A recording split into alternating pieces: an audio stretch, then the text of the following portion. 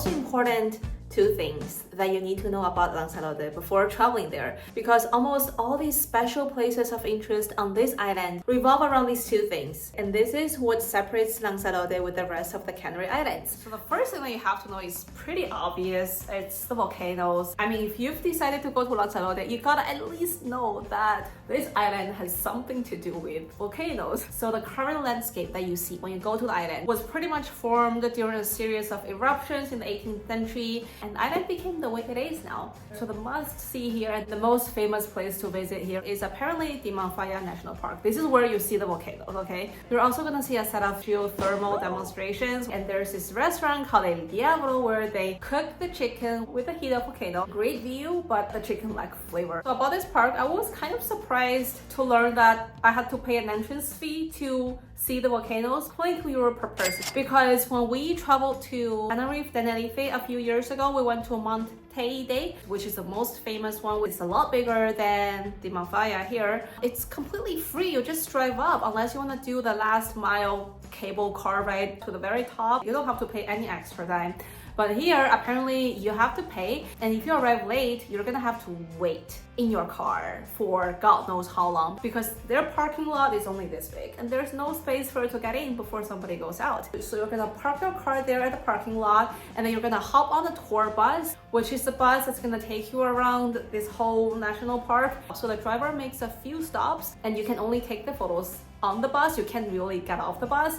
So I was on the bus, and in the middle of the tour, the driver said that there was a spare seat next to him. So I went up there and I sat next to him and we had the conversation.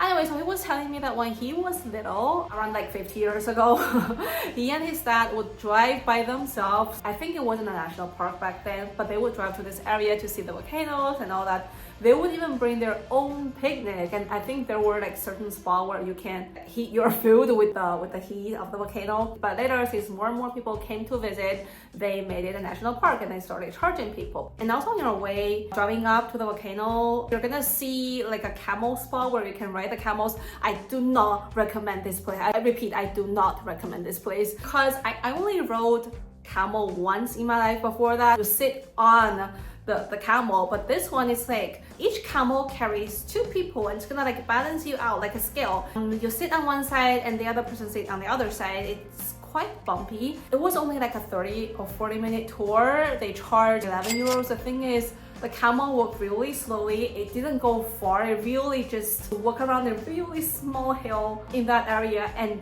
boom, that's the end of the tour. Another really cool place to visit on this island is called Cueva de los Verdes. So you pay an entrance fee of €17. I mean, honestly, you have to pay for almost everything on this island. So this tour is also a guided tour. There would be a guide. They're gonna take you down the lava tube. I'm gonna explain what's a lava tube later. They're gonna tell you stories and all this interesting information. It's like a really fun experience. So what's a lava tube? This is very important. I learned this during the trip. So when there's an eruption, the lava flows down like a river, and so the upper part of the lava, they cool down much faster than the lower part. The top part hardened, and then it forms sort of like a shell or like a crust. Down there, it's like still flowing, and at certain point, the eruption is gonna stop. I mean, it has to stop at a certain point. So when that stops, it's like there's no more supply of lava down below this shell that's formed on top, and there became like a hollowed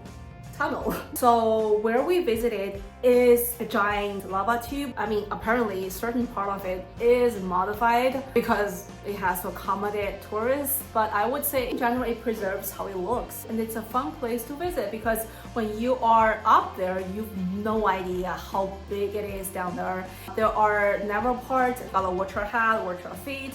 And so not far from it is another really iconic attraction. It's called Jameos del Agua. In nature, it's also a lava tube. This lava tube had several openings on top of it, like a window on the ceiling. And this brings out the second thing that you need to know about this island. It's more like a person you need to know. His name is Cesar Manrique. So this Jameos del Agua is different than the Cueva de los Verdes that I just mentioned, because it's more like an architectural attraction based on this lava tube. So this very talented artist and architect is from this very island of Lanzarote, and he's just really good at blending art with nature. His motto is art into nature, nature into art. So when you visit all these works of his, you feel that everything is in so much harmony. He gives these natural spot an artistic touch that fits the characteristics of the place, and it elevates this whole place. And this Hamil said I would actually, I think my favorite work of his on this island. If you have to pick one of these to visit, I would definitely say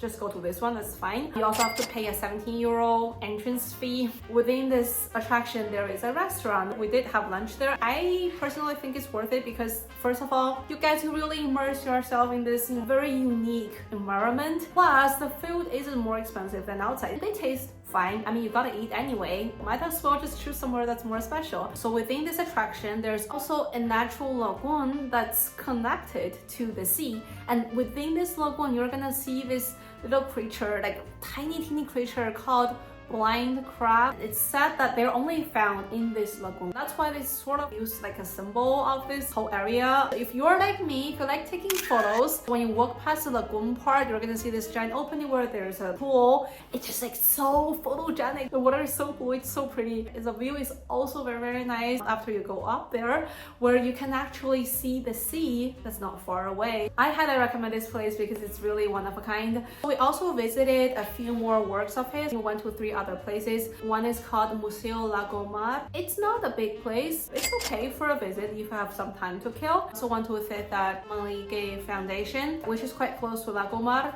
I don't think there's too much to see there, but since they're really close, we went there as well. The entrance ticket is like 10 euros each person. Then there's another very interesting place, also designed by him. It's called Mirador de Rio. So it's basically like a lookout point on top of the cliff on the far north of the island. Entrance ticket for this place is 9 euros. There is also a cafe within. It's got like really good view. I would say that you could consider this place to visit instead of the other two. By now, you already know my major complaint is that you have to pay for almost everything on this island, but there is one free spot that you can visit on the island, which is the bodegas. So on this island, they grow grapes. These volcanic sand, they would absorb the water and then they retain the water. But then, as you know, this island is really windy. This is another really important point to keep in mind. Make sure that you wear reasonable amount of clothing, especially if you're visiting winter.